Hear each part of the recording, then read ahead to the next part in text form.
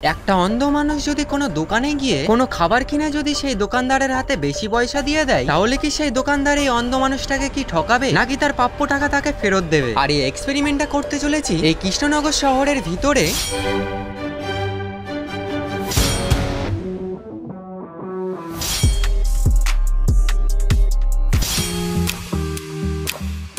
আর আজকে আমি এটাই দেখবো এই পৃথিবীতে এখনো কতগুলো মানুষের মানবতা বেঁচে আছে। তাই চোখে অন্ধর চশমা দিয়ে চলে আসলাম এই লোকেশনে। এখন আমি একটা দোকানে গিয়ে জল নেবো 10 টাকার, আর দেবো হাতে 50 টাকা।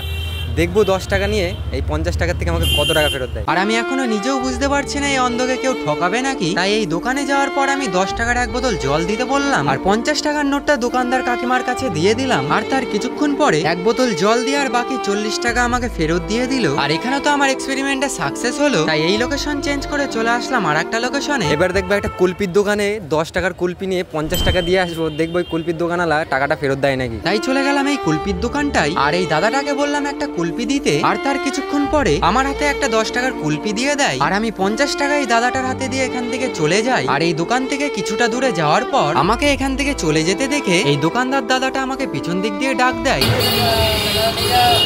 আর আমার প্রাপ্য টাকা আমাকে ফেরত দিয়ে দেয়। আর এখানেও তো আমার এক্সপেরিমেন্টটা সাকসেস হয়। তাই এখান থেকে বেরিয়ে চলে আসলাম নতুন আর একটা লোকেশনে। যাবো আখের রসের দোকানে, আর 1 গ্লাস আখের রস খাবো, আর দেবো 100 টাকার নোট দিয়ে আমি ওখান থেকে চলে আসবো। দেখবো ওই আঙ্কেল আমাকে 100 টাকার থেকে ভাঙানি কিছু আমাকে টাকা ফেরত দেয় নাকি।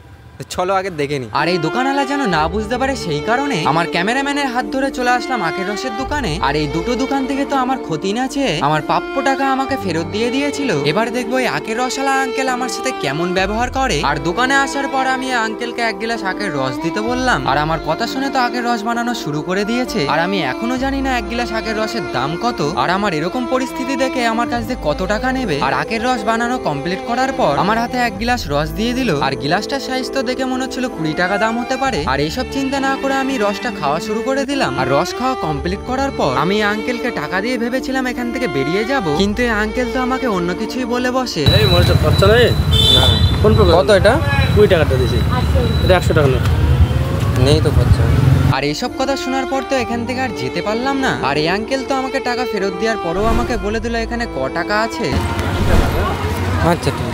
আর এই আঙ্কেলের ব্যবহার দেখে তো সত্যি খুবই ভালো লাগলো। তাই এখান থেকে বেরিয়ে চলে আসলাম নতুন আর একটা জায়গায়। আর এখন যাবো চায়ের দোকানে, আর 1 কাপ চা খেয়ে তার হাতে 20 টাকা দিয়ে আমি ওখান থেকে চলে আসবো, আর দেখবো সে আমার টাকাটা ফেরত দেয় নাকি। তাই এই দোকানে ঢোকার আগে আমরা আবার সেম জিনিসটাই করলাম যেন দোকানদার না বুঝতে পারে। আর আমাকে দোকানের সামনে দাঁড় করিয়ে রেখে ক্যামেরাম্যান সাইড হয়ে গেল। আর তার কিছুক্ষণ পরে এই কাকিমাটা আমাকে 1 কাপ চা দিয়ে গেল। আর চাটা খাওয়ার পর এই দোকানেও ভেবেছিলাম আমি টাকা দিয়ে এখান থেকে বেরিয়ে যাব, কিন্তু সেটাও আর এই দোকানে হলো না। কারণ আমার কাছ থেকে টাকা নেওয়ার আগেই আমার হাতে 20 টাকার নোট দেখে আমাকে আগে খুচরো পয়সা ফেরত দিয়ে তারপরেই আমার কাছ থেকে টাকা নিল। আর এরকম মানুষের মানবতার জন্য তোমরা কি বলতে চাও অবশ্যই একটা কমেন্ট করে জানিয়ে দিও। আর ভিডিওটা ভালো লাগলে একটা লাইক করতে ভুলো না।